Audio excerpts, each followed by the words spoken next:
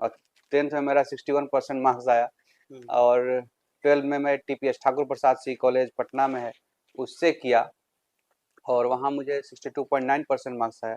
फिर मैं कोटा गया आईआईटी की तैयारी करने के लिए, वेटिंग लिस्ट में मैं रहा और उससे मुझे एडमिशन मुंबई में मिला, marine engineering research institute Mumbai.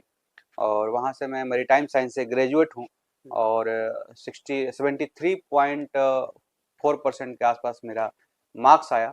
और ये मेरी एजुकेशन हो गई। उसके बाद मैं यूपीएससी का तैयारी करने लगा और एक विजन डेवलप हुआ कि गांव को कैसे डेवलप किया जाए, क्योंकि यूपीएससी की पढ़ाई बहुत वास्ट होता है और इस तैयारी में आप तमाम अलग अलग तरह के रिसर्च, एडिटोरियल और समाज की समस्याओं को पढ़ते हैं, समझते हैं।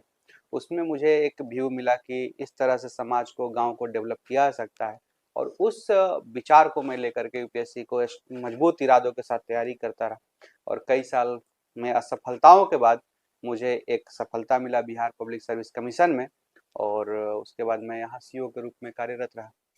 देखिए, सबसे पहले बात तो मेरा पहला पोस्टिंग है जमुई, तो ईश्वर का कृपा है कि मेरा ये कर्म भूमि बना, तो मैं उसको एक्सेप्ट किया। अब बहुत अधूरे मन से मैं जमुई आया था, लेकिन यहाँ आने के बाद क्योंकि बहुत सारे लोग बोले कि यहाँ पर नक्सल की समस्याएं हैं, बहुत इंटीरियर है, डेवलप्ड नहीं है। जैसे रोहतास थोड़ा सा मेन स्ट्रीम हो जाता है, मतलब मेन एरिया में आता है, कम्युनिकेट ट्रांसपोर्टेशन के हिसाब से, है ना, इकोनॉमी के हिसाब से भी, जैसे वहाँ पर एग्रीकल्चर ज़्यादा डेवलप है यहाँ से।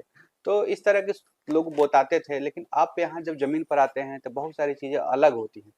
तो ये ईश्वरीय कृपा है कि मेरा ये कर्म भूमि बनना था और मैं यहाँ पहला पोस्टिंग आया, मुझे बहुत खुशी मिला। मैं पहले लक्ष्मीपुर में ही रहता था।